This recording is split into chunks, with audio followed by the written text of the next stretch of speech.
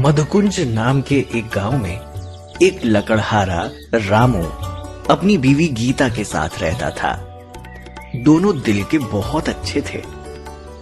रामू मालिक नारायण जी के यहाँ लकड़ियां तोड़कर लाने का काम करता था और उसे उसी के कुछ पैसे मिलते थे।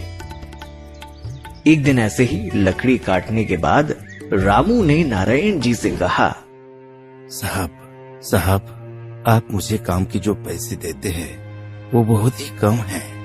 मेरी विनती है आपसे कि कृपया कुछ पैसे बढ़ाइए। ये क्या कह रहे हो तुम रामू? मेरे यहाँ सभी को एक समान पैसा दिया जाता है। ऐसे में मैं तुम्हें ज्यादा पैसे क्यों दूं? लेकिन साहब जी, मैं हर दिन कड़ी मेहनत करता हूँ, पेड़ काटता हूँ और भारी बोझ भी उठाता हूँ। हाँ तो क्या हुआ, ये तो सभी करते हैं। देखो रामू, मैं जितना देता हूँ वो बराबर ही है।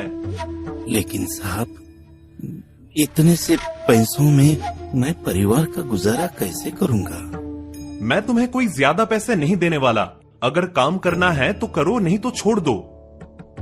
रामू की विनती करने के बावजूद भी नारायण जी नहीं माने। रामू दिन भर काम के बाद घर लौटा तो गीता ने पूछा, जी आ गए आप? आपका दिन कैसा था? हाँ, लकड़ियों का बहुत बोझ उठाना पड़ा। जी आप बहुत मेहनत करते हो। अभी घर चलाना है तो इतना तो करना ही पड़ेगा ना।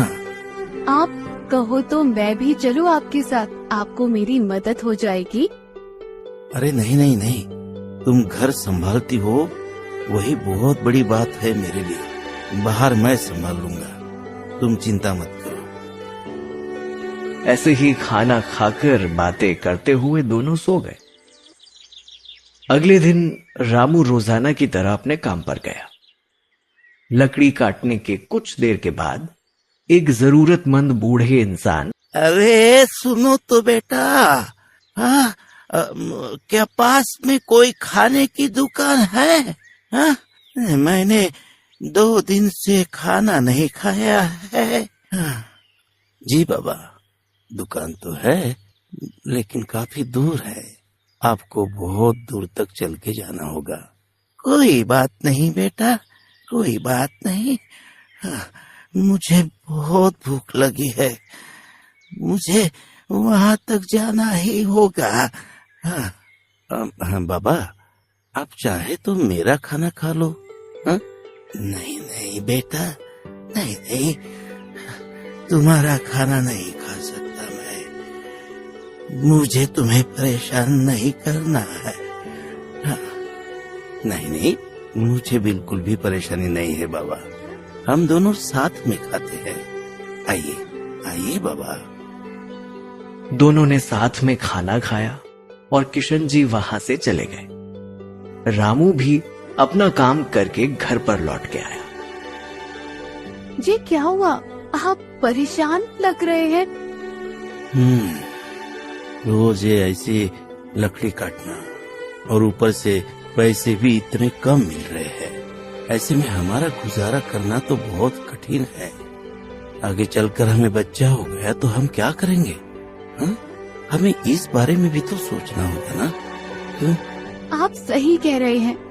अगर हम खुद का कुछ करें तो मतलब आप तो लकड़ी काट रहे हो, वो आप खुद शहर जाके बेच दो, इससे हमें ज्यादा पैसे भी मिलेंगे।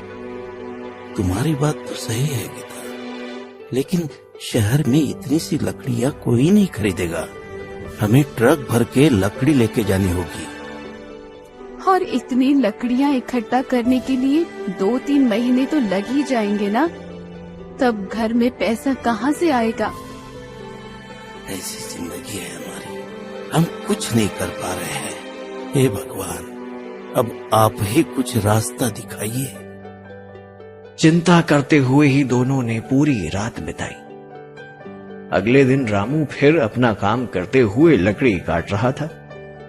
तभी किशन जी फिर से एक बार उसके पास आकर बोले, बेटा, तुमने तो कल मुझे खाना खिलाकर मेरी मदद की, लेकिन क्या तुम मुझे बता सकते हो कि दुकान कहाँ है? ताकि मैं वहाँ जाके खाना खा सकूं। लेकिन बाबा जी, वो दुकान काफी दूर है, क्या आप वहाँ तक जा पाओगे? एक काम करिए, आप मेरे साथ ही खाना क्यों नहीं खाते? हाँ? लेकिन बेटा, तुमने तो मुझे कल ही खाना खिला दिया। हाँ?